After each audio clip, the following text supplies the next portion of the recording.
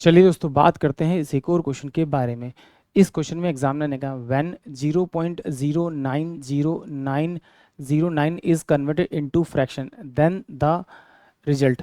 यानी कि एग्जामिनर ने क्या कहा कि एक वैल्यू दे रखी है मुझे 0.09 और देखिए 090909 रिपीट कर रहा है, तो अगर मैं इसके ऊपर बार लगा दूंगा तो इसका मतलब भी क्या होगा, मेरे पास में ये बार बार रिपीट कर रहा है। इसको अब लिखना है फ्रैक्शन में। तो इसे फ्रैक्शन में लिखने का तरीका क्या होता है कि जो पॉइंट के बाद जो वैल्यू है, अगर यहाँ पे जीरो है तो जीरो लगाइए, और नहीं तो नहीं है, वन है तो वन लगाइए, और पॉइंट के बाद जो वैल्यू उसको एज इट उतार दीजिए, तो उतरेगा 9। जितने नंबरों के ऊपर बार है उतने ही आप 9 लगा लीजिए, जितने नंबरों के ऊपर बार नहीं है उतने जीरो लगा लीजिए। तो यहाँ पर तो ऐसा कोई नहीं जिसमें बार नहीं, तो ये क्या होगा मेरे पास में 1/11 इस क्वेश्चन का करेक्ट आंसर होगा। यानी कि ऑप्शन जो बी है वो इस क्वेश्चन के लिए करेक्ट होगा। एक बार और चेक कर लेते हैं।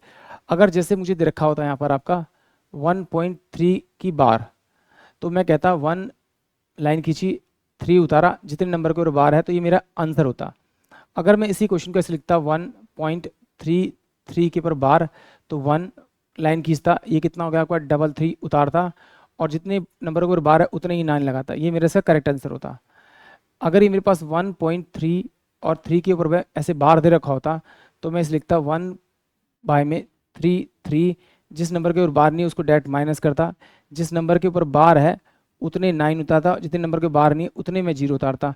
यानी कि 1 माइनस का 30/9 और 0, ये इस क्वेश्चन का करेक्ट आंसर था। ये मैंने एज्यूमिंग वैल्यू मानी है, मे भी हो सकता है सही हो, मे भी हो सकता सही ना हो, बट लॉजिक और तरीका इसी तरह सॉल्व होगा। यानी कि इस क्वेश्चन का जो आंसर होगा वो बी होगा। आई होप आप सभी क्वेश्चन समझ में आया होगा।